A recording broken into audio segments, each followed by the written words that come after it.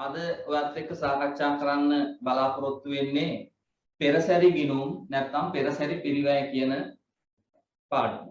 ඒ නිසා රජයේ ගණකාධිකාරී විභාගයේ හැමදාම වගේ එන ප්‍රශ්නයක් තමයි පෙරසැරි පිරිවැය නැත්නම් පෙරසැරි ගිණුම් කියන්නේ. ඉතින් මේකත් දැන් අපි මේ වෙනකොට පාඩම් කීපයක් ප්‍රධාන පාඩම් කීපයක් කතා කරලා ඉවර කරලා තිනවා. ප්‍රධාන වශයෙන් පළවෙනි පාඩම අරුණාම පළවෙනි පාඩමෙන් රෙජියුලේෂන් විභාගයට ප්‍රශ්න ලැබෙන්නේ නැහැ. එතකොට දෙවෙනි පාඩම EOQ පාඩම අපි ඉවර කරා. ඊළඟට අපිට ප්‍රමත පිරිවැය සහ විචලතා විශ්ලේෂණයේ පාඩම ඉවර කරා. ඊට පස්සේ පිරිවැය ගිණුම් තැබීම පාඩම ඉවර කරා. ඊට පස්සේ මේ තියෙන්නේ අපේ නම් පෙරසැරි ගිණුම් කියන එක. එතකොට පිරිවැය ගිණුම් තැබීම කියන එකෙන් අපිට ඒ තරම්ම විශ්වාසයක් නැහැ ප්‍රශ්නයක් ලැබෙයි කියලා. හැබැයි පෙරසැරි ගිණුම් වලින් නම් අනිවාර්යයෙන්ම විභාගයට ප්‍රශ්නයක් එනෝමයි. පෙරසැරි ගිණුම් වලින්. ඒ නිසා අපි ඒක බොහොම ලේසි මාතෘකාවක්. සමහර අයට මේක ඉගෙනගෙන තියෙන ක්‍රමවේදයන් යම් පැටලෙවි තියෙන්න පුළුවන්. ඒ නිසා මොන විදියට ඉගෙන ගත්තත් අපි හැම වෙලාවෙදිම උගන්වන්නේ වාට රජයේ ගණකාධිකාරී සේවා විභාගයේ මාකින් ස්කීම් එක ස්ටඩි කරලා. ඒකට මේ මාකින් ස්කීම් එකේ ලකුණු වෙන ක්‍රමයක් තියෙනවා. ඒ ලකුණු වෙන ක්‍රමය තුල ඔබට උපරිම ලකුණු ලබා ගන්න පුළුවන් වෙන විදියට තමයි අපේ මේ ඉගැන්වීම් රටාවන් සකස් කරලා තියෙන්නේ. ඒ නිසා ඔබ වෙනස් විදියට පෙරසැරි ගිණුම් හදන්න ඉගෙනගෙන තිබුණා. මෙන්න මේ රටාවට ඉගෙන ගන්න. එතකොට විභාගයේදී වාගේ සම්පූර්ණ ලකුණු ප්‍රමාණය ලැබෙනවා. මොකද විභාගයේ ලකුණු වෙන්නේ පොයින්ට්ස් වලට නිසා. right. එහෙනම් අපි මේ පාඩමට එන්න කලින් මොකක්ද මේ පෙරසැරි පිරිවැය කියන එක කොහොමද සම්බන්ධ වෙන්නේ කියලා අපි චුට්ටක් දැනගන්න ඕන. ඇත්තටම මේ පෙරසැරි පිරිවැය කියන පාඩම එන්නේ පිරිවැය ක්‍රම කියන පාඩම යටතේ. පිරිවැය ක්‍රම කියන පාඩම යටතේ තමයි පෙරසැරි පිරිවැය එන්නේ. එතකොට පිරිවැය ක්‍රමයක් කියලා කියන්නේ මොකක්ද? අපි දන්නවා පිරිවැය ගණකාධිකරණයේදී පිරිවැය ගණකාධිකරණයේ ආයතනයක් ඇතුලේ ක්‍රියාත්මක කිරීමෙන් බලාපොරොත්තු වන අරමුණු ගණනාවක් තියෙනවා. පිරිවැය ගණකාධිකරණයේ ආයතනයක් තුළ ක්‍රියාත්මක කිරීමෙන් බලාපොරොත්තු වෙන ප්‍රධාන අරමුණු කීපයක් තියෙනවා. එකක් තමයි කිසියම් නිෂ්පාදන ක්‍රියාවලියක් අවසානයේදී ඒකකයක නිෂ්පාදන පිරිවැය සොයා ගැනීම පිරිවැය ගණකාධිකරණයෙන් බලාපොරොත්තු වන එක් ප්‍රධාන අරමුණක්.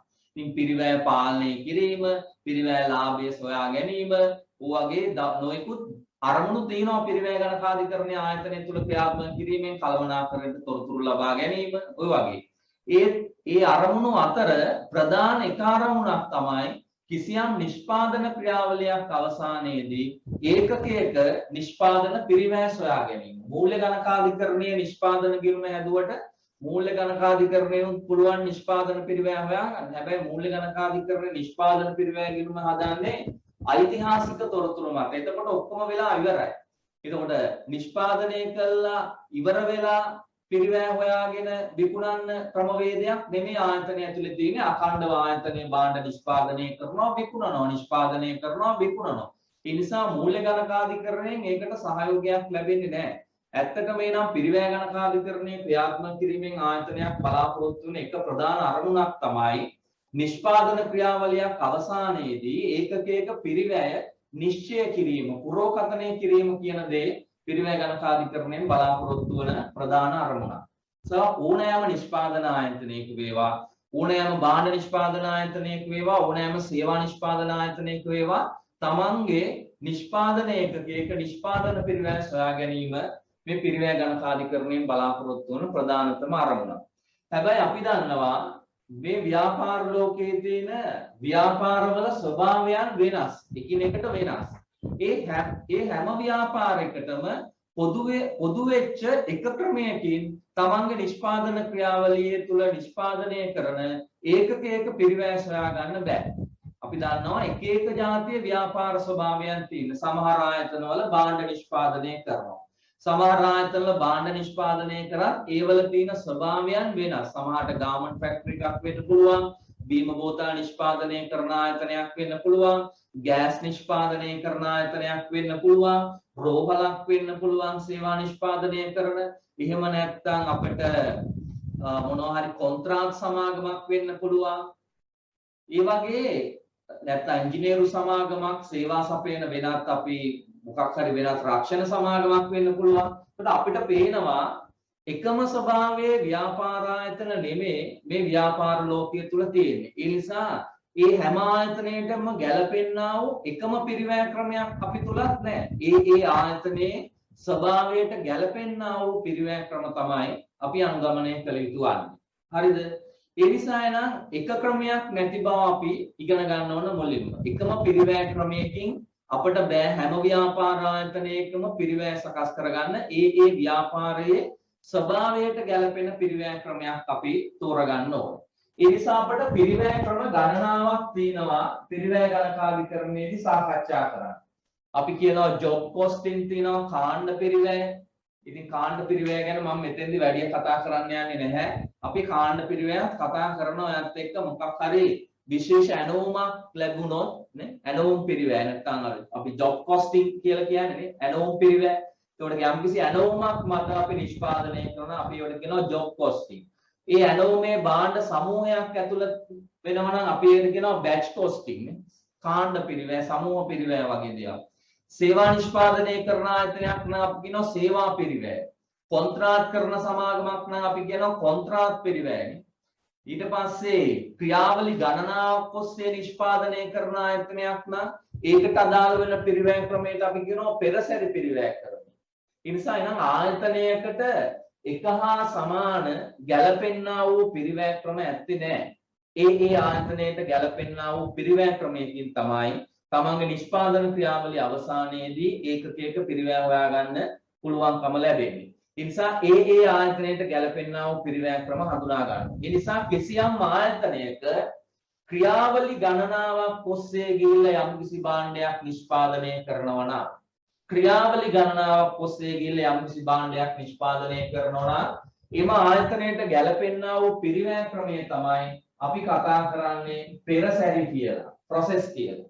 එතකොට පෙරසැරි කියලා කියන්නේ අර job costing, batch costing, service costing, contract costing කියන එක පිරිවැය ක්‍රම අතුරින් තියෙන එක ක්‍රමයක් තමයි මේ පෙරසැරි පිරිවැය කියලා කියන්නේ. එතකොට විභාගයේදී අපෙන් අහන්නේ 99% විතරම ප්‍රශ්න අහන්නේ පෙරසැරි පිරිවැය කරන්නේ. හිතපු ගමන් මේ ජොබ් කොස්ටින් වලුත් ප්‍රශ්නයක් දෙකක් අතීත විභාගවල අහලා තිනවා. අපි ඒවත් ඉගෙන ගන්නවා. මගේ ක්‍රමය තමයි අපි විභාගයේ කොයි වෙලාවෙ තියෙවිද කියලා දන්නේ නැහැ. ඒ නිසා අපි ප්‍රධාන මාතෘකා ඉස්සරහට අරගෙන ඒවා සාකච්ඡා කළා. ඉඩ කඩක් වෙලාවක් තිබුණොත් අපි අනිත් මාතෘකාවලට යනවා. ඒ නිසා මම පෙරසැරි ඉවර කරනවා. පෙරසැරි වලින් පස්සේ මම මේ ටික පටන් ගන්නෙ නෑ. මම ඊට පස්සෙත් ප්‍රබල තව මාතෘකාවක්වත් එක කතා කළා. අපි බලමු කල් වේලාවක් ඇතිව තිබුණොත් job costing, batch costing, service costing, contract costing ඕවත් කතා කරන්න. වෙලාව තිබුණොත්. එහෙම නැත්නම් ඒවා ඇවිල්ලම නැති තරම් හරිද? ඇවිල්ලම නැති තරම් නිසා අපි ප්‍රධාන වශයෙන්ම පෙරසැරි පිරිවැයකරණය අපි මුලින්ම සාකච්ඡාවට අරගන්න. ඒ නිසා නම් පෙරසැරි පිරිවැයකරණය කියලා කියන්නේ අපි එනවා පිරිවැය ක්‍රම අතුරින් එක පිරිවැය ක්‍රමයක් තමයි පෙරසැරි පිරිවැය. එතකොට පෙරසැරි පිරිවැයකරණය අපිට වැදගත් වෙන්නේ පෙරසැරි පිරිවැයකරණය වැදගත් වෙන්නේ කිසියම් ක්‍රියාවලි ගණනාවක් ඔස්සේ ගිහිල්ලා භාණ්ඩයක් නිෂ්පාදනය වෙන ආයතනයක ඒකේ පිරිවැය නිගමනය කරන්න තමයි අපිට පෙරසැරි පිරිවැයකරණය වැදගත් වෙන්නේ. අපි උදාහරණයක් විදියට ඇඟලුම් කම්මාලක් බැලුවොත් ඇඟලුම් කර්මාන්ත ශාලාවක් බැලුවොත් ඕකේ විවිධ අංශ තියෙනවා විවිධ process තියෙනවා අපිට දකින්න පුළුවන්. අපි එක process එකක් අපි කියමු රෙදි කැපීමනේ. රෙදි කැපීමේ අංශයක් තියෙනවා. ඊට පස්සේ තියෙනවා මැසීමේ අංශයක්. මැසීමේ අංශයක් තියෙනවා. ඊට පස්සේ තියෙනවා ඇසුරුම් අංශයක් වගේ අපි අංශ තුනක් ගත්තොත් රෙදි කැපීමේ අංශය, මැසීමේ අංශය සහ ඇසුරුම් අංශය. එතකොට කපන රෙදි කොටස් කපන ඉවරලාද බ්ලොක්ස් වලට කපන ලද රෙදි කොටස් මැසීමේ අංශයට මාරු වෙනවා. මහන ලද ඇඳුම් ඇසුරුම් අංශයට මාරු වෙලා ඇසුරුම් අංශයෙන් තමයි අපිට නිමි ඇඳුමක් අපිට හම්බෙන්නේ නිමි ඇඳුමක් ඇසුරුම් අංශයෙන් එළියට ගියන් පස්සේ අපිට හම්බ වෙනවා නිමි ඇඳුම. එතකොට අපිට මේකේ තියෙන විශේෂත්වය තමයි මේකට යෙදවුම් ඇතුල් කරනවා. යෙදවුම් ඇතුල් කරනවා. රෙදි ඇතුල් කරන්න ඕන. ඊට පස්සේ රෙදි කියන්නේ ද්‍රව්‍ය. ඊට පස්සේ මේක ද්‍රව්‍ය වලින් විතරක් වැඩ ඇඳුම් කැපෙන්නේ නැහැ. මේකට ශ්‍රමය ඇතුල් කරන්න ඕන. මේකට පොදු කාර්ය ඇතුල් කරන්න ඕන. නේ? ද්‍රව්‍ය, ශ්‍රමය, පොදු කාර්ය කියන පිරිවැය මූලිකාංග මේකට ඇතුල් කරන්න ඕන. ඒ නිසා මේකේ කපන ලද රෙදි කොටස් තමයි මේකේ නිමැවුම වෙන්නේ. කපන ලද රෙදි කොටස් තමයි මේකේ නිමැවුම වෙන්නේ. මේ නිමැවුම මේකට යෙදවුම බවට පරිවර්තනය වෙනවා. මේකේ කපන ලද රෙදි කොටස් තමයි මැසීමේ අංශයට යෙදවුම් වෙන්නේ. මැසීමේ අංශයට යෙදවුම් වෙන්නේ කපන ලද රෙදි කොටස්. මේකේදී එන ඒ කපන ලද රෙදි කොටස් සහ තවත් ද්‍රව්‍ය එකතු වෙනවානේ. මේ બ્લોක් එකට කපන ලද රෙදි කොටස් තමයි මේ ගියේ. නමුත් ඇඳුමක් නිෂ්පාදනය වෙලා ඉවර වෙන්න තවත් ඇක්සසරිස් තියෙනවා. ශ්‍රමය ඕන, පොදු කාර්ය ඕනනේ. අපි තුමු ඇඳුමක නම් බොත්තම් වෙන්න පුළුවන්, ශිපර් වෙන්න පුළුවන්, බැච් වෙන්න පුළුවන්. ඒවත් මේකෙදි එකතු වෙනවා. මේ කපන ලද රෙදි කොටසට මෙතෙන්දී ද්‍රව්‍ය ශ්‍රමය පොදු කාර්ය අලුතෙන් එකතු වෙනවා. එහෙනම් ඒකේ නිමැවුම මසන ලද ඇඳුමක් තමයි මේකේ නිමැවුම වෙන්නේ. මැසීමේ අංශයේ මසන ලද ඇඳුමක් තමයි මේකේ නිමැවුම. එහෙනම් ඒකේ නිමැවුම මාරු වෙනවා ඇසුරුම් අංශයට යෙදවුමක් විදියට. ඇසුරුම් අංශයට යෙදවුම වෙන්නේ මසන ලද ඇඳුම්. එහෙනම් මසන ලද ඇඳුම් තමයි එතකොට මෙතෙන්ට මාරු වෙන්නේ. එතකොට මෙතෙන්දී ද්‍රව්‍ය ශ්‍රමය පොදු කාර්ය එකතු වෙනවා. මේකට මොනවා හරි පැකින් මැටීරියල්ස් ද්‍රව්‍ය ශ්‍රමය එකතු වෙනවා. පොදු කාර්ය එකතු වෙනවා. ඒ පොදු කාර්ය එකතු වෙලා මේක තමයි නිමි ඇඳුමක් විදියට අපට එළියට යන්නේ. මේක තමයි අපේ නිමි ඇඳුමක් විදියට එළියට ගිහින්. ඒ නිසා මේ හැම එකේම පිරිවැය මේකේ පිරිවැය මෙතෙන්ට ආවා. මේ ටිකත් එකතු වෙලා ඒ පිරිවැය තමයි මෙතෙන්ට ආවේ. මේක එකතු වෙන පිරිවැයත් එකතු වෙලා තමයි මෙතෙන්ට ආවේ. එහෙනම් මේ නිමි ඇඳුම ඒ පිරිවැයට මේ පෙරසැරි තුනේම පිරිවැය එකතු වෙලා ගිහිල්ලා මේ නිමි ඇඳුමේ පිරිවැයට එකතු වෙලා තියෙනවා.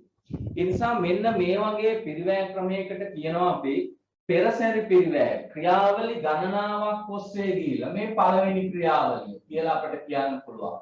මේ දෙවෙනි ක්‍රියාවලිය කියලා අපිට මේ කියන්න පුළුවන්. මේක තුන්වෙනි ක්‍රියාවලිය කියලා මේකට කියන්න පුළුවන්. එතකොට ක්‍රියාවලි ගණනාවක් ඔස්සේ ගිහිල්ලා තමයි මේකේ නිෂ්පාදනය අවසන් වෙන්නේ. නිසා ක්‍රියාවලි ගණනාවක් ඔස්සේ ගිහිල්ලා යම්කිසි භාණ්ඩයක් නිෂ්පාදනය වෙනවා නම් ඒ ආයතනයට ගැලපෙන්නා වූ පිරිවැය ක්‍රමය තමයි පෙරසැරි පිරිවැයකරණය. ඒ නිසා තමයි අපිට ක්‍රියාවලි ගණනාවක් ඔස්සේ යන භාණ්ඩයක් සඳහා අදාළ වෙන පිරිවැය ක්‍රමය කියලා මේ හඳුනගන්නේ. මේක තමයි යෝග්‍ය ක්‍රමය.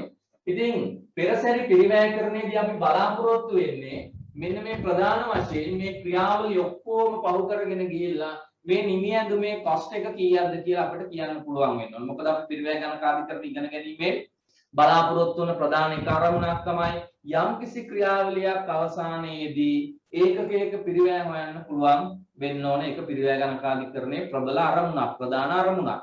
ඒ නිසා අපි එනම් මේ පාඩම තුල ඉගෙන ගන්නේ මේ ක්‍රියාවලි ගණනාවක් ඔස්සේ යනකොට අවසන් වුණාන් පස්සේ ඒකකයක පිරිවැය හොයන්න කීයද කියලා අභ්‍යාසය තමයි අපි මේ පාඩම තුල අධ්‍යයනය කරන්නේ. ඒ නිසා මේක පහසු පාඩමක්. මේක තුල කතා කළ යුතු පොඩි දේවල් ටිකක් තියෙනවා, සංකල්ප ටිකක්. ඒ නිසා ඒ ටික කතා කරගත්තන් පස්සේ අපිට බොහොම සරල කාරණයක් වෙනවා පෙරසැරි. right. එහෙනම් මූලික අදහස ඔයාලට පැහැදිලි කරා මොකක්ද පෙරසැරියක් කියලා කියන්නේ. ඒකට ඔයාගේ ටියුට් එකේ පොඩි ඉඩකඩකුත් වෙන් කරලා තිබුණා. මම මෙන්න මේ සටහන ඇඳගන්න. මේ සටහන ඇඳගන්න පොඩි බොක්ස් එකක් දාලා තිනවා. ඔයාලට පුළුවන් මේ බොක්ස් එකේ මේ මම ඇඳපු රූප සටහන මේ විදියට චුට්ටක් ඇඳලා ලකුණු කරගන්න. ඒ ඉඩකඩ වෙන් කරලා තිබුණේ ඒකට. චුටි වෙලාවක් අරගෙන වැඩි ලස්සනට ඕනේ නැහැ, නිකන් පෑනෙන් ඇඳලා දාන්න මොකක්ද කියන්නේ.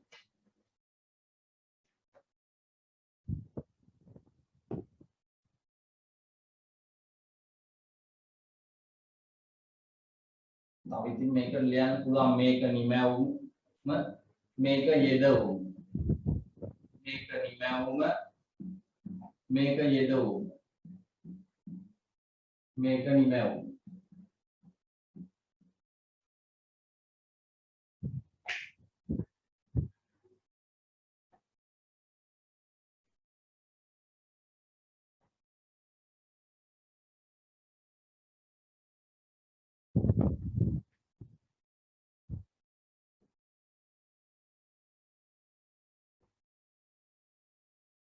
පෙරසැරි ගිණුම් හදද්දී අපිට අඩි රූලක් ඕන. ඒ නිසා අතින් නිකන් රූල් කරන්න එපා. අඩි රූලක් අවශ්‍යයි අපිට පෙරසැරි ගිණුම් සඳහා. කැතයි නිකන් ඉරියන්දින්න එපා ගිහිල්ලා ප්‍රශ්න පත්‍රේ accounts වලට උනත් ඔයා අඩි රූලක් කරන් යන්න. ඒක ඔයාගේ බොහොම ලස්සනයි ප්‍රශ්න පත්‍රේ බලනකොට සමහර අයට පඬිතුකමට අඩි රූලක් කරන් යන්නෙත් නෑ, ඉරි ගහන්නත් බෑ හරියට කියලා.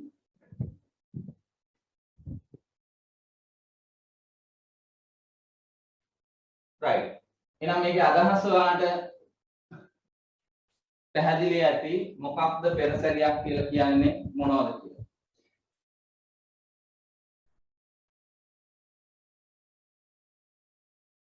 පෙරසැරියක් කියලා කියන්නේ මොකක්ද කියලා පැහැදිලි ඇති.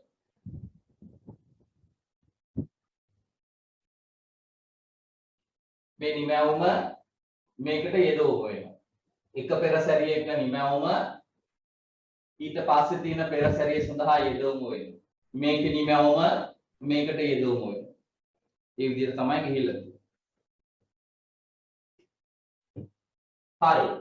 එහෙනම් ඒක ඉවර නම් අපි මේ පෙරසැරි ගිණුම් ඉගෙන ගැනීමේදී අපිට ඉගෙන ගත යුතු යම් සංකල්ප කීපයක් තියෙනවා. යම් සංකල්ප කීපයක් තියෙනවා. ඒ සංකල්ප කීපය අපි ඉගෙන ගන්න යනවා දැන්. මේ සංකල්ප කීපය ඉගෙන ගන්න යනවා දැන්. එකක් තමයි පළවෙනි එක තමයි සාමාන්‍ය අපතේ කියන එක අපි ඉගෙන ගන්න ඕන. ඔයාලට සටහන් දීලා තියෙන්නේ. අපි කියනවා normal loss. normal loss එක. සාමාන්‍ය අපතේ. සාමාන්‍ය අපතේ normal loss කියන එක අපි හරියටම ඉගෙන ගන්න ඕන. තාම වැදගත් පෙරසැරි ගිණුම් නිවැරදිව සකස් කිරීමේදී මේ සාමාන්‍ය අපතේ කියන එක ගණනය කිරීම සහ ඒක අවබෝධ කරගෙන තිබීම. සාමාන්‍ය අපතේ කියලා කියන්නේ ඕනෑම නිෂ්පාදන ක්‍රියාවලියකදී ඒ නිෂ්පාදකීන්ගේ අත්දැකීම් අනුව ඔවුන් බලාපොරොත්තු වෙනවා යම්කිසි ප්‍රතිශතයක් අපතේ යනවා කියලා. ඕනෑම නිෂ්පාදන ක්‍රියාවලියක සම්පූර්ණයෙන්ම යෙදවුම් නිමැවුම් බවට පත් වෙන්නේ නැහැ. කිසියම් අපතයක් දෙනවා නේ.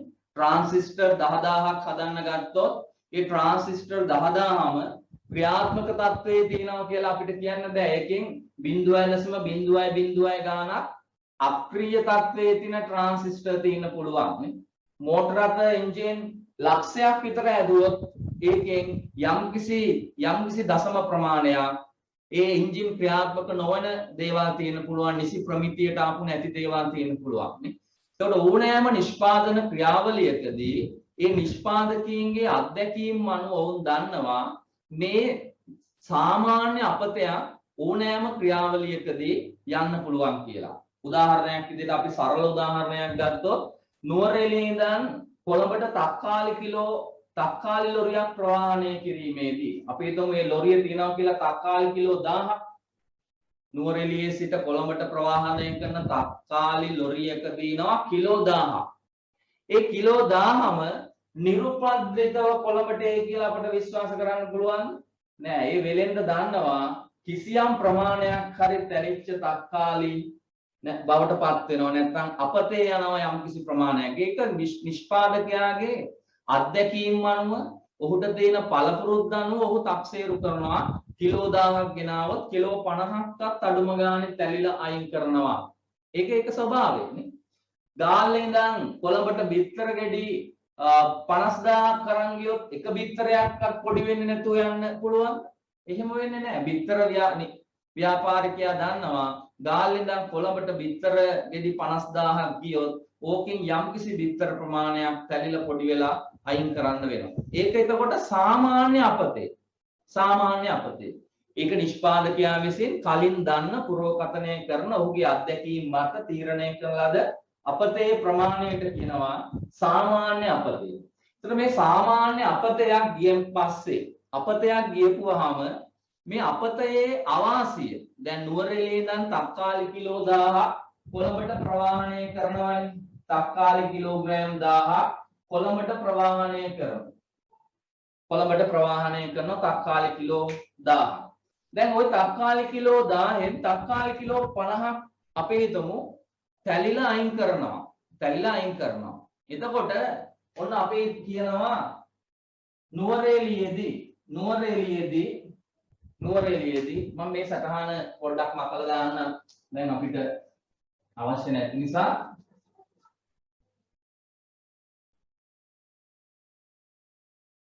ඔන්න දැන් නුවරඑළියේදී අපි නුවරඑළිය තක්කාලි කිලෝ 1000 එක තක්කාලි කිලෝ එකක් රුපියල් 10 බැගින් කොළඹට තක්කාලි කිලෝ 1000 කිලෝග්‍රෑම් ලොරියට එනවා. හරිද? කොළඹ වලට එනවා. නුවරඑළිය ඉඳන් කොළඹට එනවා තක්කාලි කිලෝ 1000. හැබැයි ඕකෙන් මේ 1000යි තක්කාලි කිලෝ ආවට ඕකෙන් 50ක් තැලිලා අයින් කරනවා. 50ක් තැලිලා අයින් කරනවා. එතකොට හොඳ තක්කාලි තියෙන්නේ 950යි කිලෝග්‍රෑම්. හොඳ තක්කාලි තියෙන්නේ 950යි කිලෝග්‍රෑම්. දැන් නුවරඑළියේදී තක්කාලි කිලෝ 10යි වටිනාකම කීයද? රුපියල් 10000යි. 1000ක් 10 බැගින් 10000යි. හරිද? දැන් එක තක්කාලි කිලෝ එකක්වත් තැලිලා අයින් වුනේ නැත්නම් එක තක්කාලි කිලෝ එකක මිල රුපියල් 10යි. එහෙනම් නුවරඑළියෙත් 10යි කොළඹෙත් 10යි එක තක්කාලි කිලෝ එකක්වත් තැලුන්නේ නැත්නම්. දැන් අපි හොඳ තක්කාලි තමයි මිනිස්සුන්ට විකුණන්නේ. ඒ නිසා අපිට කොළඹදී තක්කාලි කිලෝ එක මිල හොයා ගන්න ඕන නම් අපිට රුපියල් 10000ක් ගියානේ මේ තක්කාලි ලොරියගේ.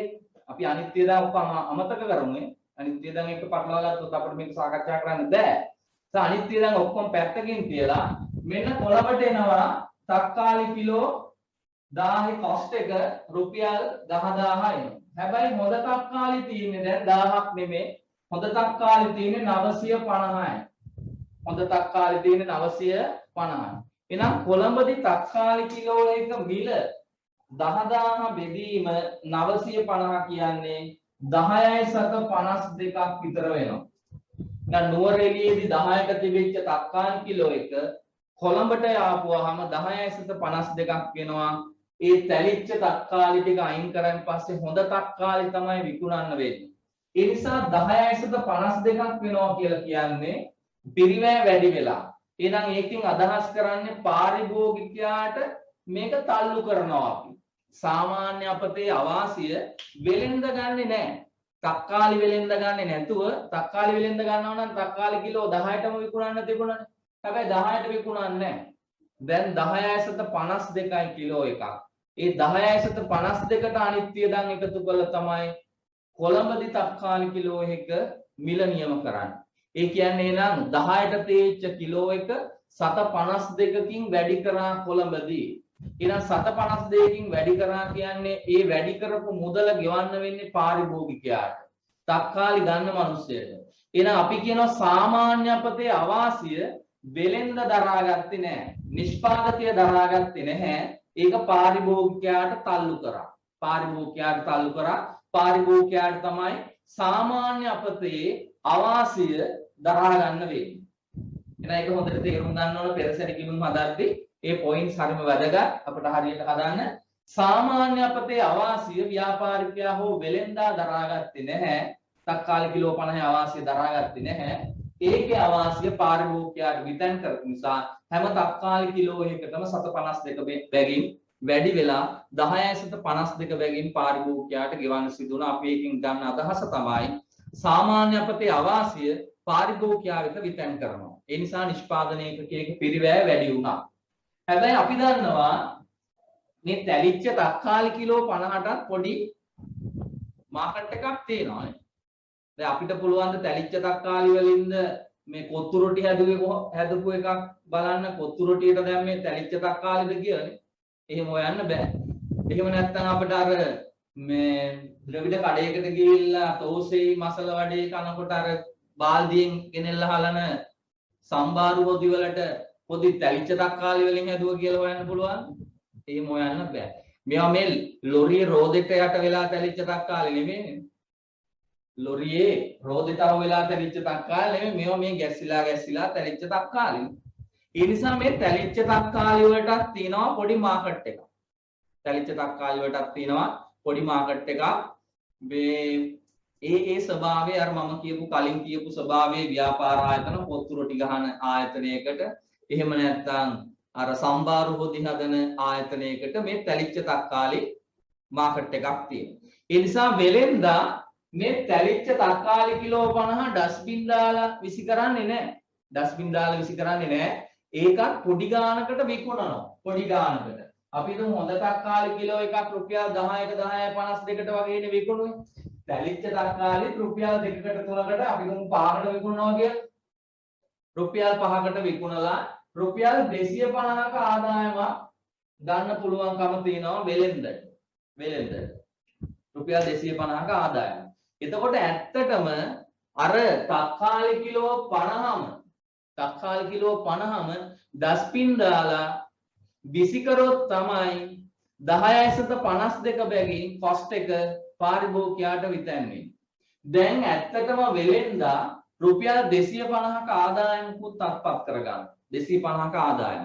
ඒ නිසා පාරිභෝගිකයා වෙත විතැන් කරන ප්‍රමාණය තව පොඩ්ඩක් අඩු කරන්න පුළුවන්. ඇයි? අර රුපියල් 250ක් කිනොත් ආදායමක් කියනවා ව්‍යාපාරිකයට වෙලෙන්දට. ඒ නිසා අර සාමාන්‍ය අපතේ තුලින් වෙලෙන්දට වෙච්ච අවාසිය සම්පූර්ණයෙන්ම විතැන් කරන්නේ නැතුව තැලිච්ච තක්කාලි කිලෝ 50 පොඩි ආදායමක් එනවනේ රුපියල් 250ට. අන්නේ රුපියල් 250ක් අඩු කරලා තියෙන ප්‍රමාණය තමයි පාරිභෝගිකයා වෙත විතැන් කරන්නේ. එහෙනම් ඇත්තටම 10/52ක් නෙමෙයි අපි නිකන් ගණනය කරන්නේ නැතුව නිකන් කියන්න 10/25ට වගේ තක්කාලි කිලෝ එකක් දෙන්න පුළුවන්. 10/25ට වගේ. එහෙනම් අර ඩස්බින් දාලා අයින් කරනවා නම් 10/52 තමයි. නමුත් රුපියල් 250 කී ආදායමක් ලැබෙන නිසා 250ක ආදායමක් ලැබෙන නිසා ඒක හරියට මට ගණනය කරලා පෙන්නන්න පුළුවන්. රුපියල් 10000න් අඩු කරනවා රුපියල් 250ක්. 10000න් කොස්ට් එකෙන් 250ක් අඩු කරලා ඔන්න දැන් බෙදනවා 950න්. එතකොට අපට හරියටම උත්තරේ හොයාගන්න පුළුවන් තක්කාලි කිලෝ එකක මිල කීයද කියලා. 10000 අඩු කරා 250ක් බෙදුවා 950න්. එතකොට 10/26ක් විතර තමයි තක්කාලි කිලෝ එක මිල වෙන්නේ. එහෙනම් ඇත්තටම මෙතන බිඳුව වුණොත්නේ ඩස්බින් දාලා විකුණනවා ඩස්බින් දාලා විසි කරනවා කියලා කියන්නේ. රුපියල් 250ක ආදායමක් එන්නේ නැතුව ඩස්බින් එකට දාලා කුරු ට්‍රැක්ටරේ දාලා යවනවා. එතකොට අපිට තැලිච්ච තක්කාලි විකිණීමෙන් ආදායමක් ලැබෙන්නේ නැහැ. මෙතන ආදායම බිඳුවයි. එහෙනම් 10000ම තමයි 950න් බෙදලා 10/52ක් වෙන්නේ ඒකක කොස්ට් එක. දැන් තැලිච්ච තක්කාලි කිලෝ 50න් රුපියල් 250ක ආදායමක් ලැබෙනවා. නම් 250ක ආදායමක් ලැබුණාම අන් 10000න් 250ක් අඩු වුණාම 9750යි. 9750 හොඳ තක්කාලි 950න් බෙදුවෙන් පස්සේ තක්කාලි කිලෝ එකක් 10/26 වෙනවා. ඒ නිසා අපි තව දෙයක් තේරුම් ගන්නවා එකකින් සාමාන්‍ය අපතේ පාරිභෝගිකයා වෙත විතැන් කරන්න පුළුවන්කම තිබුණට සාමාන්‍ය අපතය පාරිභෝගිකයා වෙත විතැන් කරන්න පුළුවන්කම තිබුණට සාමාන්‍ය අපතේක සුන්බුන් විකුණුම් ආදායමක් තියෙනවා නම් අන්නේ ලැබෙන සුන්බුන් ආදායමෙන් විතැන් කළ හැකි ප්‍රමාණය අපි අඩු කරලා දක්වනවා. විතැන් කළ හැකි ප්‍රමාණය අපි අඩු කරලා දක්වනවා. එහෙනම් මේක තමයි අපි කතා කරපු දේ. ඒ නිසා අපි දල වශයෙන් මතක තියාගන්න තියෙන්නේ සාමාන්‍ය අපත කියන්නේ නිෂ්පාදකයේ තමන්ගේ අත්දැකීම් අනුව තමන් බලාපොරොත්තු වන අපතේ ප්‍රමාණය තමයි සාමාන්‍ය අපතේ. සාමාන්‍ය අපතේ කිසිසේත්ම ව්‍යාපාරිකයා දරාගන්නේ නැහැ. ඔහු නිතැතින්ම ඒ අපතේ පාරිභෝගිකයා වෙත විතැන් කරනවා. පාරිභෝගිකයාට එකක් විකුණන මිල වැඩි කරනවා, විතැන් කරනවා, අලාභයේ කොස්ට් එක ප්‍රයිස් එකට එකතු කරලා තියෙනවා. හැබැයි සාමාන්‍ය අපතේට යම්කිසි සුන්බුන් ආදායමක් තියෙනවා නම් අන්න පාරිභෝගිකයා ගැන දුක හිතලා නිෂ්පාදකයා විසින් විතැන් කරන ප්‍රමාණය අඩු කරනවා. මොකද අනිත් පැත්තෙන් ආදායමක් ලැබෙන නිසා ඒ ආදායමෙන් වාසිය පාරිභෝගිකයාට දෙනවා. පාරිභෝගිකයාට විතැන් කරන ප්‍රමාණය අඩු කරනවා. right. ඒ වගේ කතන්දරයක් තමයි මේ සාමාන්‍ය අපතේ ගැන කතා කරන්න තියෙන්නේ. එතකොට අපි මෙතෙන්දි තව දෙයක් ඉගෙන ගන්න ඕන. පෙරසැරියක ඒකකයක පිරිවැහැවීමේ ක්‍රමය. පෙරසැරියක ඒකකයක පිරිවැහැවීමේ ක්‍රමයට සූත්‍රයක් තියෙනවා. ඒකකයක පිරිවැය සමානයි. ඒ ඔක්කොම නෝට් එකේ දීලා තියෙනවා. මම නිකන් කතා කරනවා විතරයි. පෙරසැරියක යම්කිසි පෙරසැරියක් තියෙනවා. අපි හිතමු අපේ නිමියඳුම් කර්මාන්තශාලාවේ රෙදි කැපීමේ අංශය කියලා. එතකොට ඒ ඒකකයක මහල ඉවර වෙන රෙදි කොටසක පිරිවැය මැසීමේ අංශය නම් මහන ලද ඇඳුමක පිරිවැය. අපි ඒකකයක පිරිවැය හොයන්නේ පෙරසැරියේ පිරිවැය. පෙරසැරියේ පිරිවැය. අර තක්කාලි වල පිරිවැය වගේ පෙරසැරියේ පිරිවැය. අපි තක්කාලි එළවලු වලට නෙමෙයි මේව ගණන් හදන්නේ. නිෂ්පාදන ආයතනයක පෙරසැරියක් සම්බන්ධයෙන් තමයි අපි කතා කරන තක්කාලි උදාහරණ ගත්තද. එතකොට පෙරසැරියේ පිරිවැය අපි අඩු කරනවා සාමාන්‍ය අපතේ සුන්බුන් ආදායම. සාමාන්‍ය අපතේ සුන්බුන් ආදායම කියන්නේ අර පැලිච්ච තක්කාලි කිලෝ 50 විකිණීමෙන් ලැබෙන ආදායම තමයි මේ සාමාන්‍ය අපතේ සුන්බුන් ආදායම කියලා කියන්නේ. සාමාන්‍ය අපතේ අපි හැම වෙලාවෙදිම ඩස්බින් දාලා විසි කරන්නේ නැහැ. ආයතනයක මොනවා හරි ක්‍රමයකට ඒක උපලබ්ධි කරනවා, විකුණුම් බවට පරිවර්තනය කරනවා. ඒ නිසා ඒක ඩස්බින් දාලා විසි කරන්නේ නැහැ. ඒකට යම්කිසි මුදලක් අපි ලබා ගන්න උත්සාහ කරනවා. එතකොට පෙරසැරියේ පිරිවැය අඩු කරනවා සාමාන්‍ය අපතේ සුන්බුන් ආදායම. මේ තක්කාලි ලොරියේ පිරිවැය අඩු කරා තැලිච්ච තක්කාලි කිලෝ 50 පිරිවැය. තැලිච්ච තක්කාලි කිලෝ 50 විකිණීමෙන් ලැබෙන ආදායම අඩු කරා. එකතු බෙදනවා ඒක අපේක්ෂිත හොඳ ඒකක සංඛ්‍යාවෙන්. ඔය වචනේ ඉගෙන ගන්න ඕන අපිට පෙරසැරි ඉගෙන ගත්තී. අපේක්ෂිත හොඳ ඒකක සංඛ්‍යාවෙන් අපි බෙදනවා. අපේක්ෂිත හොඳ ඒකක සංඛ්‍යාව කියන්නේ අර තක්කාලි වෙලෙන්ද අධ්‍යක්ීමෙන් දන්නවා තක්කාලි කිලෝ 1000ක් නුවරඑළියේ සිට කොළඹට ප්‍රවාහනය කිරීමේදී තක්කාලි කිලෝ 1000කින් තක්කාලි කිලෝ 50ක් තැලෙනවා කියලා. ඒ නිසා අපේක්ෂිත හොඳ ඒකක ප්‍රමාණය හොයන්නේ. අපේක්ෂිත හොඳ ඒකක ප්‍රමාණය හොයන්නේ යෙදවුම් වලින් සාමාන්‍ය අපතේ අඩු කරනවා. අපේක්ෂිත හොඳ ඒකක සංඛ්‍යාව හොයන්නේ අපි හොඳ ඒකක සංඛ්‍යාව හොයන්නේ යෙදවුම් වලින් තක්කාලි කිලෝ 10න් සාමාන්‍ය අපතේ අඩු කරනවා. සාමාන්‍ය අපතේ තක්කාලි කිලෝ 50 අඩු කරනවා. ඒ කියන්නේ 10න් 50ක් අඩු කරපුවාම අපේක්ෂිත හොඳ ඒකක සංඛ්‍යාව 950. මේ සංකල්ප හරි පැහැදිලිව ඔයා තේරුම් ගන්න ඕන පෙරසැරි ගිණුම් හදද්දී. මේක හරිම වැදගත්. ඒකකයක පිරිවැය හොයන විදිය. පෙරසැරි ඒකකයක යම්කිසි පෙරසැරියක පිරිවැය හොයද්දී ඒකකයක පිරිවැය හොයන්නේ පෙරසැරියේ පිරිවැයෙන් සාමාන්‍ය අපතේ සුන්බුන් විකුණුම් ආදායම අඩු කරලා අපේක්ෂිත හොඳ ඒකක සංඛ්‍යාවෙන් බෙදනවා. එහෙනම් අපේක්ෂිත හොඳ ඒකක සංඛ්‍යාව හොයන්නේ යෙදවුම් වලින් සාමාන්‍ය අපතේ අඩු කිරීමෙන්. එතකොට සාමාන්‍ය අපතය යම්කිසි විදියකින් අපිට ඒක ව්‍යාපාරිකයාගේ අත්දැකීම් මත ලබා දෙනවා. මෙච්චරක් නිෂ්පාදනය කරන්න ගියොත් මෙච්චරක් ප්‍රවාහනය කරන්න ගියොත් මෙන්න මේ ප්‍රමාණ ප්‍රමාණයක් අපතේ යනවා කියලා ඔහුගේ අත්දැකීමෙන් ඇස්තමේන්තු වලින් ඔහු ලබා දෙනවා මෙන්න මෙච්චර අපතේ යනවා කියලා. එතකොට මේ සාමාන්‍ය අපතේ පවා ගණනය කළ හැකි ආකාර දෙකක් තියෙනවා. සාමාන්‍ය අපතේ ගණනය කළ හැකි ආකාර දෙකක්. එකක් තමයි යෙදවුම් මත සාමාන්‍ය අපතේ ගණනය කරනවා. යෙදවුම් මත. එහෙම නැත්නම් තවත් ක්‍රමයක් තියෙනවා ක්‍රියාකාරී ඒකක මත අපතේ ගණන් බැලීම. ක්‍රියාකාරී ඒකක මත. ක්‍රියාකාරී ඒකක මත ඒක ගැන වැඩි විස්තරයක් අපි පොඩි සටහනක් දීලා තිනවා. ඒව ගැන ඊතරම් අපි කතා කළ යුතු නැහැ. අපිට ගණන් හදනකොට මේවා ගැන අත්දැකීම් ලබන්න පුළුවන්. මොකද්ද යෙදවුම කියලා කියන්නේ? මොකක්ද ක්‍රියාකාරී ඒකක කියලා කියන්නේ? ක්‍රියාකාරී ඒකක ගණන් බලන්නේ කොහොමද කියලා ওই සටහනක් දීලා තියෙනවා. අපි එතෙන්දි බලමු මොකක්ද මේ කියන්නේ කියලා. මෙතනදි කිව්වට සමහර ළමයින්ට තේරෙන්නේ නැති වේවි. ඒ නිසා නිකන් දැනට පොඩි මතකයක් තියාගන්න. අපතේ ගණන් බලන ක්‍රම දෙකක් තියෙනවා විභාගෙට එන. විභාගෙදී අපතේ දෙන අපතේ ගණන් බලන ක්‍රම දෙකක්. අපතයා නෙමෙයි අපතේනේ. දැන් අපතේ කියලා කියන සමහර අයට. ඒක අර තමයි අපතයයි කියලා කියන්නේ. විශ්වවිද්‍යාල නම් බොහොම ප්‍රචලිතයි අපතයා කියන නමනේ. අනුම ගානේ බැච් එකේ කීප දෙනෙකුටවත් තියෙනවා අපතයා කියලා කාඩ්. ගෑනු ළමයි අතර නම් ඒ තරම්ම දකින්න නැහැ. පිරිමි ළමයි අතර නම් ඉන්නවා අපතයා කියලා ඕන තරම්. අපේ කාලේ නම් අපතයා කියලා කිව්වේ ඇත්තටම ඔයාලගේ කාලේ දැන් වෙනස් ඇති. අපි විශ්වවිද්‍යාලයේ මීට අවුරුදු 20කට 20ක් විතර වෙනවා විශ්වවිද්‍යාලයෙන් අවුත් වෙලා 20කටත් වැඩි 21ක් විතර වෙනවා.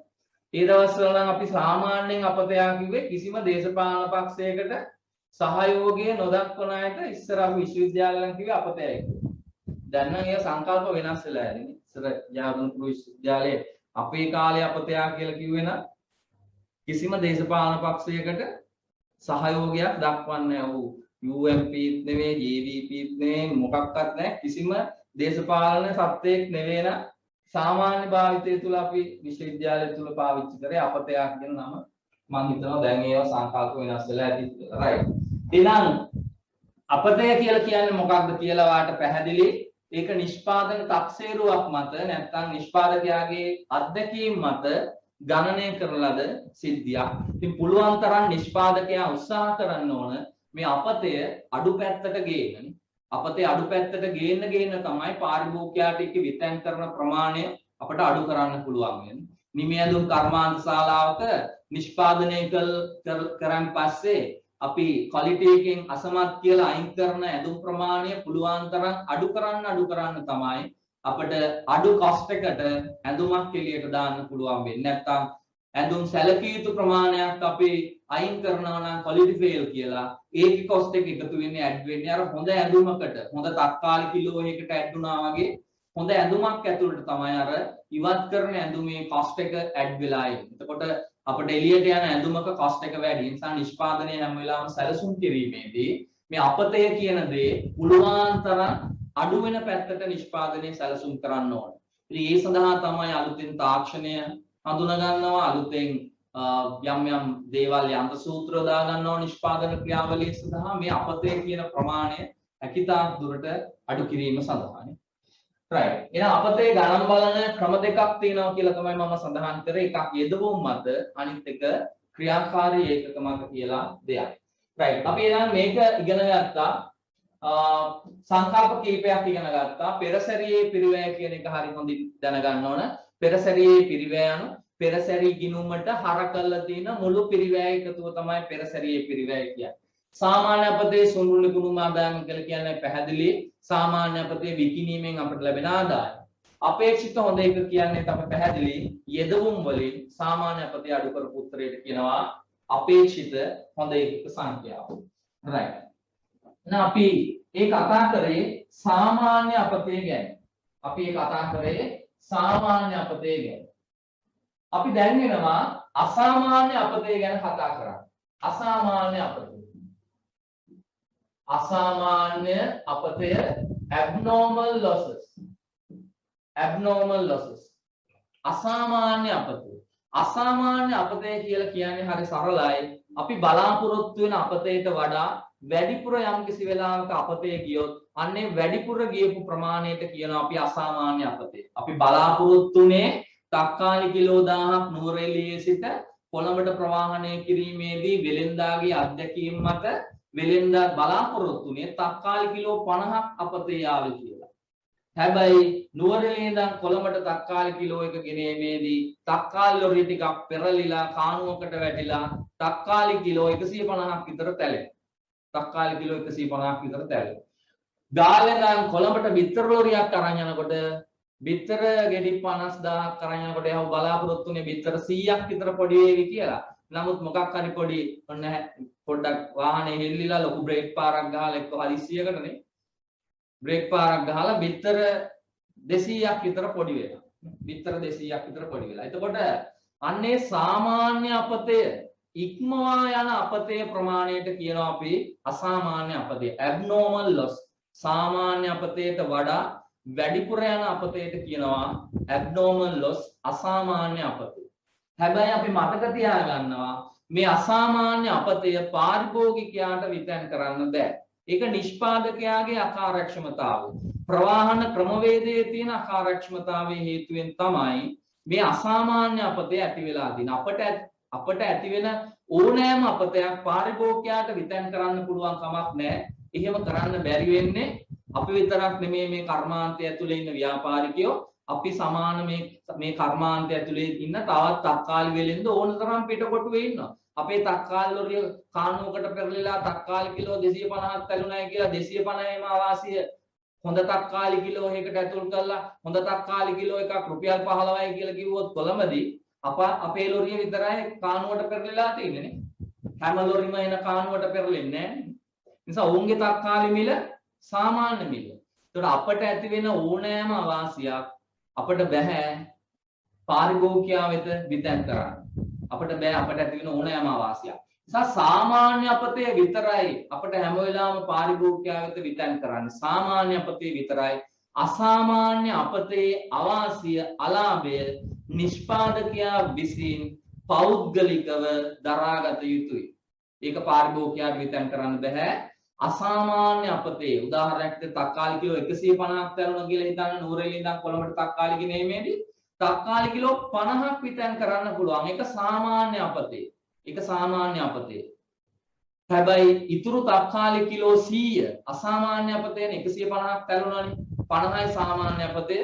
සාමාන්‍ය අපතේට වඩා වැඩිපුර අපතේ කියු ප්‍රමාණය අසාමාන්‍ය අපතේ කිලෝ 100 අවාසිය වෙලෙන්ද විසින් පෞද්ගලිකව බිඳ දරාගත යුතුයි. පෞද්ගලිකව බිඳ දරාගත යුතුයි. ඒ ප්‍රමාණය පාරිභෝගිකයාට විතර වෙන්නේ නැහැ. හරිද? එහෙනම් ඒක මතක තියාගන්න. අපි පිරිවැය ගණකාධිකරණයේ පිරිවැය ලාභාලාභ ගිණුමක් හදනවා. එහෙනම් අසාමාන්‍ය අපතේ අවාසිය පිරිවැය ලාභාලාභ ගිණුමට මාරු කරනවා. ඔහුට පෞද්ගලික වනසේ බිඳ දරා ගන්න. ඔහුගේ ලාභය අඩු කළ දක්වන්න අපි මාරු කරනවට කියනවා පෞද්ගලික වනසේ බිඳ දරා ගන්න අවස්ථාව සලසනවා කියලා. දැන් අසාමාන්‍ය අපතේ අවාසිය පාරිභෝගිකයාට විතර කරන්න බැරි බව හොඳින් තේරුම් ගන්න ඕන පෙරසර ගිණුම් වල. ඒකේ අවාසිය නිෂ්පාදකයා විසින් පෞද්ගලික වනසේ බිඳ දරාගත යුතුයි. මම තව එකක් කියනවා ඒකටම සම්බන්ධ කරලා.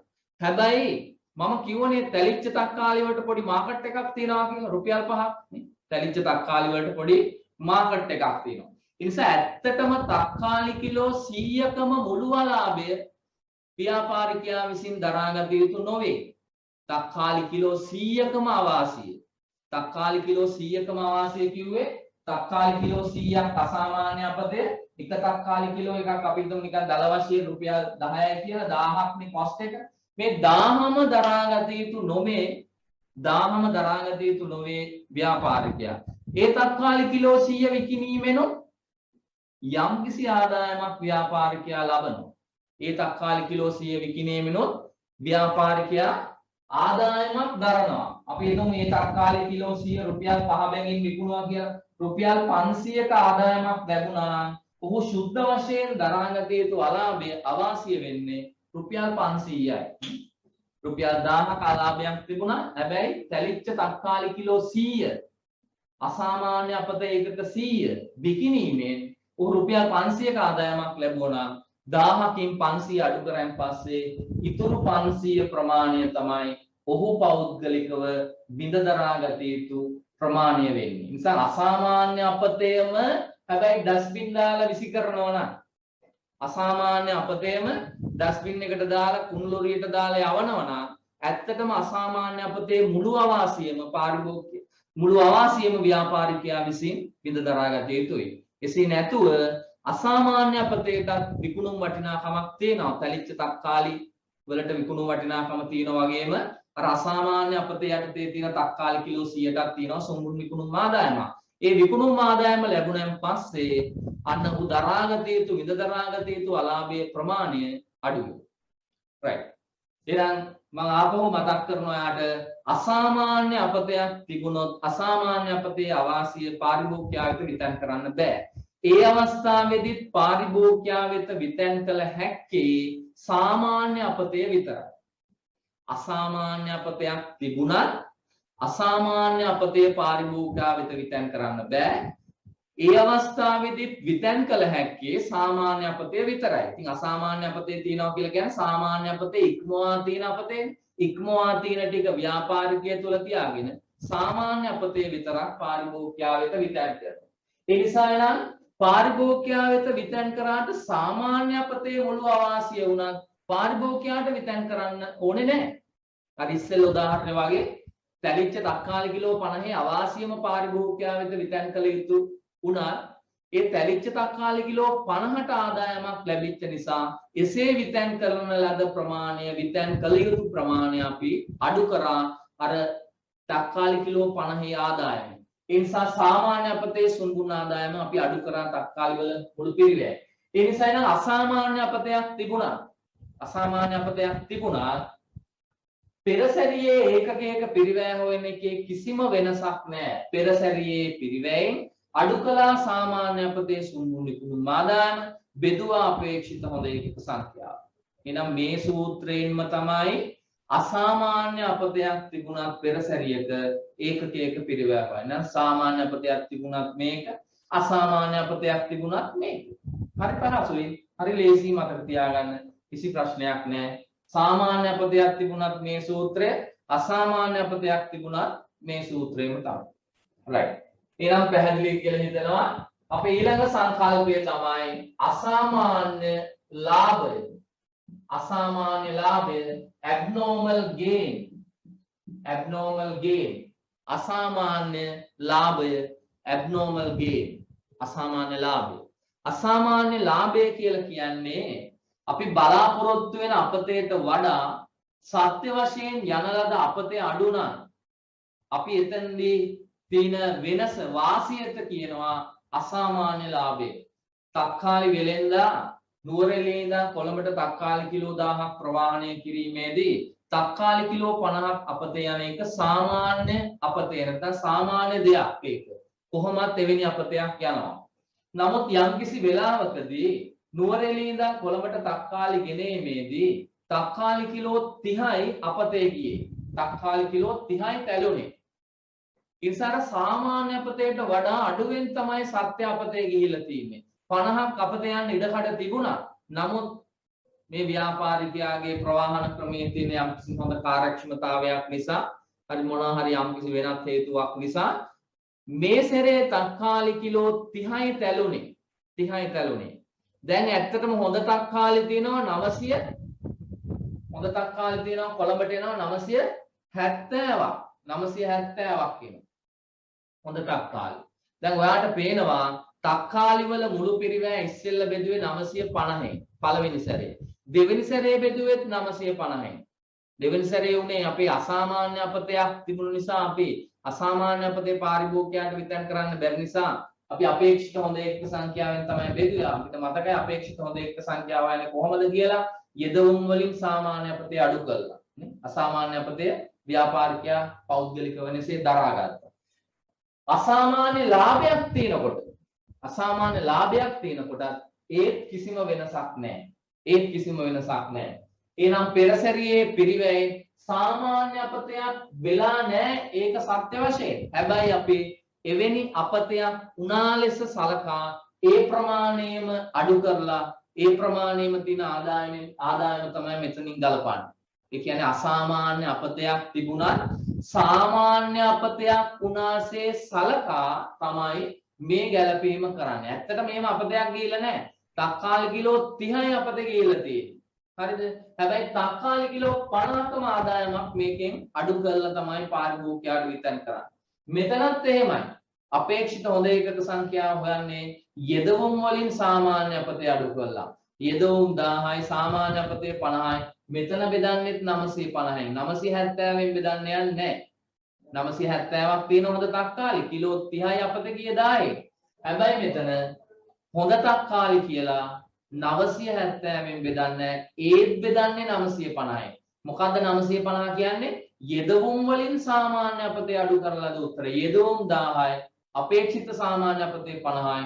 1000න් 950ක් අඩු කරපුවා 1000න් 50ක් අඩු කරපුවාම 950. හරිද?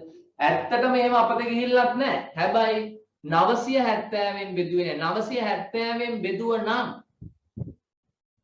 තක්කාලි කිලෝ එක මිල තව අඩු වෙනවානේ.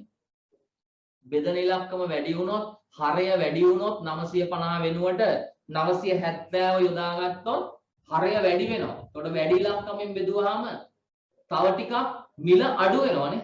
හැබැයි එහෙම මිල අඩු කළා ඒකේ වාසිය පාරිභෝගිකයාට දෙන්න යන්නේ නැහැ ව්‍යාපාරිකයා. ව්‍යාපාරිකයා දෙන්නේ අර සාමාන්‍ය අපතයක් වුණා ලෙසම සලකාම තමයි ඒකකයක පිරිවැය හොයන්නේ. ඒ නිසා අපට හරි ලේසි මේ නිසා අසාමාන්‍ය අපතයක් තිබුණත් ඒකකයක පිරිවැය කිසිදු වෙනසක් වෙන්නේ නැහැ. ඒකකයක පිරිවැය හොයන්නේ පෙරසැරියේ පිරිවැය සාමාන්‍ය අපතේ සුන්නුනි කුඩුම් ආදායම අඩු කරලා අපේක්ෂිත හොඳ ඒකක සංඛ්‍යාවෙන් බෙදීම. ඒතර මේ අසාමාන්‍ය අපතේ වාසිය අසාමාන්‍ය අපතේ නෙමෙයි අසාමාන්‍ය ලාභයේ වාසිය මොකද කරන්නේ? ව්‍යාපාරිකයා නැත්නම් නිෂ්පාදකයා විසින් පෞද්ගලික වනසේ භුක්ති විඳිනවා. ඒ 20 වාසිය ඒ තක්කාලි කිලෝ 20 වාසිය පාරිභෝගිකයාට දුන්නේ නැහැ. පාරිභෝගිකයාට තක්කාලි කිලෝ එක මිල අඩු කරලා දුන්නේ නැහැ. අර දින ගානටම තමයි පාරිභෝගිකයාට තක්කාලි විකුණුවේ. ඒ නිසා අර තක්කාලි කිලෝ 20 ලාභය පෞද්ගලික වනසේ ව්‍යාපාරිකයා විසින් භුක්ති විඳිනවා. භුක්ති විඳින්න අපි කරන්නේ මොකක්ද? පිරිවැය ලාභාලාභ ගිණුමට බැර කරනවා අසාමාන්‍ය ලාභයේ වාසිය. හරිද? එහෙනම් ඒක තමයි පෙර සැරිවල ඉගෙන ගන්න තියෙන මූලික දේ. හරි ලේසි. ඔය කිසි දෙයක් තේරුම් නැති වුණත් ඔයාලට මතක තියාගන්න වෙන්නේ සරලව සාරාංශ කළොත් සාමාන්‍ය අපතයක් තිබුණත් අසාමාන්‍ය අපතයක් තිබුණත් අසාමාන්‍ය ලාභයක් තිබුණත් ඒකකයක පිරිවැය හොයන්නේ මේ සූත්‍රයෙන් බව. ඒක තමයි අපිට කියන්න තියෙන එක එක අයගේ බුද්ධිමත්කම් වෙනස්නේ. ඒ නිසා සරලව මතක තියාගත්තොත් මතක තියාගන්න වෙන්නේ කිසිම බය වෙන්න දෙයක් නැහැ. පෙර සැරියක මේකේ තියෙන්නේ සාමාන්‍ය අපතයක්, ඊළඟ එකේ තියෙන්නේ අසාමාන්‍ය අපතයක්, ඊළඟ පෙර සැරියේ තියෙන්නේ අසාමාන්‍ය ලාභයක්. ඒ නිසා එකිනෙකට වෙනස් සූත්‍ර මොනවත් නැහැ. ඒකකයක පිරිවැය හොයන්නේ කොහොමද? පෙර සැරියේ පිරිවැයෙන් සාමාන්‍ය අපතේ සුන්නුන් නිකුණුම් ආදායම අඩු කරලා අපේක්ෂිත හොඳ ඒකක සංඛ්‍යාවෙන් බෙදුවා. ඒක සාමාන්‍ය අපතේ අවස්ථාවෙත් එකයි, අසාමාන්‍ය අපතේ අවස්ථාවෙත් එකයි, අසාමාන්‍ය ලාභ තියෙන අවස්ථාවෙත් එකයි. ඒක තමයි අපේ සාරාංශය පෙර සැරිවල. නිසා අපට හරි ලේසි මේවා මහා මාරු දේවල් නෙමෙයි. හරිද? හැබැයි මේ සූත්‍රය යොදා ගන්න පුළුවන් වෙන්නේ ටික වෙලාවක් යනකම් විතරයි අපිට මේ පාඩම. ටික වෙලාවක් යනකම් විතරයි මේ පාඩමේ මේ සූත්‍රය මතක තියාගත්ත කියලා ඔයාගේ ජීවිත කාලයටම වාසියක් මේක අත්පත් වෙන්නේ නැහැ. ටික වෙලාවකින් මේ සූත්‍රය ටිකක් ඔයාට අමතක කරන්න වෙනවා. හරිද? අපිට හම්බ වෙනවා පෙර සැරි ගිණුම් හදනකොට අපිට හම්බ වෙනවා නොනිමි work in progress හම්බ වෙනවා. භාගයට හැදිච්ච තියෙන පෙර සැරි ආරම්භක නොනිමි වෙන්න පුළුවන්, අවසාන නොනිමි වෙන්න පුළුවන් නේ. පෙර සැරියක තියෙනවා නොනිමි හම්බ වෙනවා අපිට නේ. මේ දේවල් මම දැන් කිව්වේ නැති වුණාට කමක් නැහැ. මට පාඩමේදී මැදදිත් කියන්න තිබුණා මේවා. මම හැබැයි එහෙම කියන්නේ නැතුව ඔයාලට මේකේ අයිඩියා එකක් දීගෙන යනවා. මොකක්ද මේකේ සරලභාවය දැන් තේරුම් ගන්න. හරිද?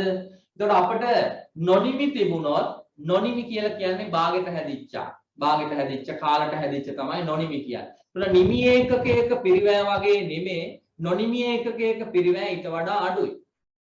නොනිමි ඒකකයක පිරිවැය අඩුයි නිමි ඒකකයක පිරිවැයට වඩා. ඒ නිසා සරලව පෙර සැරියේ නිමි ඒකකයක පිරිවැය හොයන විදියටම නොනිමි ඒකකයක පිරිවැය හොයන්න බැරි වෙනවා නේ. මේන උත්තරෙන් නිමි ඒකකයක් අගය කරන්න පුළුවන් වුණාට නොනිමි ඒකකයක පිරිවැය මීට වඩා අඩුයි. නොනිමි තියෙන පෙර සැරියක් අපිට හම්බ වෙනවා. එහෙනම් නොනිමි තියෙනවා නම් යම්කිසි පෙර සැරියක අපිට ඒකකයක පිරිවැය මේ සූත්‍රයෙන් හදන්න බෑ. අපි ඒ සඳහා යොදා ගන්නවා ප්‍රකාශනයක්. අපි මේ ප්‍රකාශයෙන් කියනවා නිෂ්පාදන පිරිවැය සහ ඇගයුම් ප්‍රකාශය කියලා. production cost and evaluation statement කියලා statement එකකින් තමයි අපි ඒකකයක පිරිවැය හොයාගන්නේ. එතෙන්දි නිමි ඒකකයක පිරිවැය, නොනිමි ඒකකයක පිරිවැය වෙනම හදා ගන්න. නිසා මේ සූත්‍රය අපිට ඒ වෙලෙදී අමතක කරන්න වෙනවා. ඒ නිසා අපිට එනම් විභාගෙදී ගාන කියවුවාම ඒකේ නොනිමි නැත්තම් ඒකකයක පිරිවැය හොයාගන්නේ කොහොමද? මේ සූත්‍රයෙන් ඒකේ සාමාන්‍ය අපතයක් තිබුණත්, අසාමාන්‍ය අපතයක් තිබුණත්, අසාමාන්‍ය ලාභයක් තිබුණත්, මොනව තිබුණත් ඒකකයක පිරිවැය හොයන්නේ මේ සූත්‍රය මතක තියාගත්තා නම් ඇති. හැබැයි ඒ පෙර සැරිය තුල නොනිමි තියෙනවා නම් ආරම්භක නොනිමි වේවා, අවසාන නොනිමි වේවා, කිසියම් නොනිමි තත්ත්වයක් තියෙනවා නම් මේ සූත්‍රය ආදේශ කරගන්න බෑ. එහෙනම් අපේ ඔළුවට මතකට එන්න ඕන මේක සඳහා විසඳුම තමයි නිෂ්පාදන පිරිවැය හා ඇගයුම් ප්‍රකාශනයක් පිළියෙල කිරීම. ඒ තුලින් තමයි ඒකකයක පිරිවැය හදාගන්න. හරිද? නොනිමි තියෙනකොට නොනිමි තතන්දර දෙකයි. අවසාන නොනිමි එක ටිකක් පටලැවිලි වගේ. මම ඒවට අවසාන නොනිමි තමයි මුලින් ලියන්නේ. ඊට පස්සේ ආරම්භක නොනිමි. අවසාන නොනිමි තියෙනවා, ආරම්භක නොනිමි තියෙනවා. අවසාන නොනිමි ගැන ඒ තරම් කතාවක් නෑ. ඒක සාමාන්‍ය නිෂ්පාදන පිරිවැයකින් ප්‍රකාශනයකින් අපිට හදන්න පුළුවන්. ආරම්භක නොනිමි තිබුණොත් පෙර සැරි ගිණුම් හදන ක්‍රම දෙකක් තියෙනවා. ආරම්භක නොනිමි තිබුණොත් පෙරසැරි ගිණුම් හදන ක්‍රම දෙකක් තියෙනවා. ඔයා ඉගෙනගෙන තියෙනවා මේවා. එකක් FIFO ක්‍රමය, අනිත් එක weighted average ක්‍රමය.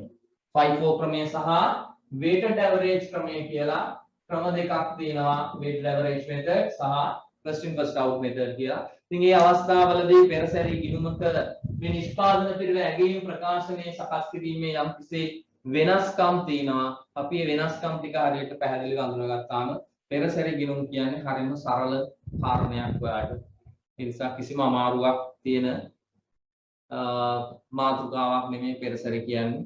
ඔච්චර තමයි අපිට කතා කරන්න තියෙන්නේ. මේකේ ඔක්කොම බැලුවත් ඔය ටික තමයි අපි සංක්ෂිප්ත කරලා ගත්තොත් අපිට තියෙන්නේ මේ මුළු පාඩම පුරාම.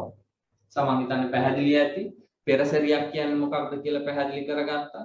සාමාන්‍ය අපතේ කියන්නේ මොකක්ද කියලා අපි අවබෝධ කරගත්තා. අසාමාන්‍ය අපතේ කියන්නේ අවබෝධ කරගත්තා.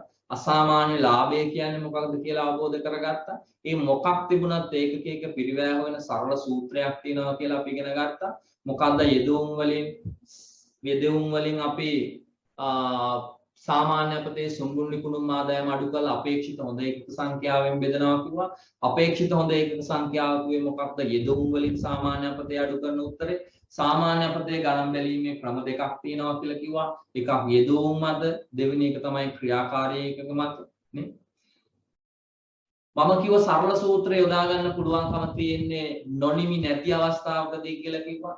නොනිමි තියෙන අවස්ථාවකදී අපිට ඒකකයක පිරිවැය ගණනය කිරීම සඳහා අපිට භාවිතා කරන්න පුළුවන් වන්නේ නිෂ්පාදන පිරිවැය ඇගීම් ප්‍රකාශනය කියලා කිව්වා.